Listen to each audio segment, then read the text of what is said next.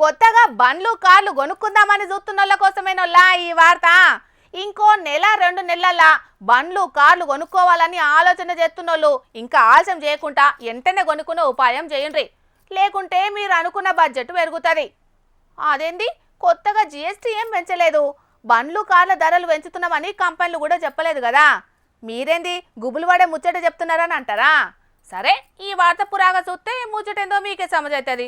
మార్చి 1 తారీఖు ఎంచుకునే వాహనాల మీద రహదారి భద్రతా పన్ను పేరు మీద కొత్త పన్ను వసూలు చేయబోతున్నది తెలంగాణ సర్కారు. 2000 కెంచి 10,000 రూపాయల దాకా ట్యాక్స్ వసూలు చేస్తామని రవాణా శాఖ ఉత్తర్వులు ఒడిర్చింది. 2 వీలర్ వాహనాలకు 2,000, కార్ల మీద 5,000, లారీల సొంటి పెద్ద వాహనాల మీద 10,000 దాకా రోడ్ సేఫ్టీ పన్ను వసూలు చేస్తారట.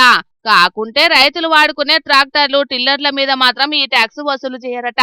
రైతుల మీద భారం పడొద్దని ఈ నిర్ణయం తీసుకున్నట్టున్నారు. అట్లనే ఆటోల మీద కూడా ఈ పన్ను ఎయ్యరట. ఇట్లా ఏసే పన్ను పైసలను బండ్లు కొనేటప్పుడే వసూలు చేయాలని సర్కార్ నిర్ణయం చేసి దానికి తగ్గట్టు మోటార్ వాహనాల చట్టాన్ని కూడా సవరిస్తోంది.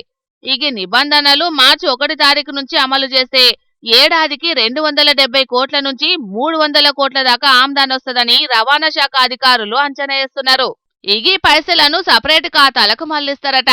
ఆ పైసలు మొత్తం రహదారి భద్రత కోసమే ఉపయోగిస్తారట. రోడ్డు టక్కర్లు ఎక్కువ అయ్యే జాగలను గుర్తించి భద్రతను కట్టుదిట్టం చేస్తారట.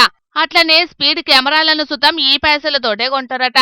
ఇట్లా రోడ్ల భద్రత కోసం చేసే పనుల కోసమే ఈ పైసలను వాడతారన్నట్టు. ఇప్పటికే అడ్డగోలు రేట్లు పెరిగి పేద మధ్యతరగతి ప్రజలు కనీసం బండ్లు కొనుక్కోవడానికి సుతం ఇబ్బంది పడుతుంటే సర్కారేమో కొత్త పన్నులేసి మధ్యతరగతి ప్రజల నడ్డి ఈర్చే పని చేస్తున్నదని అంటున్నారు కామన్ పబ్లిక్.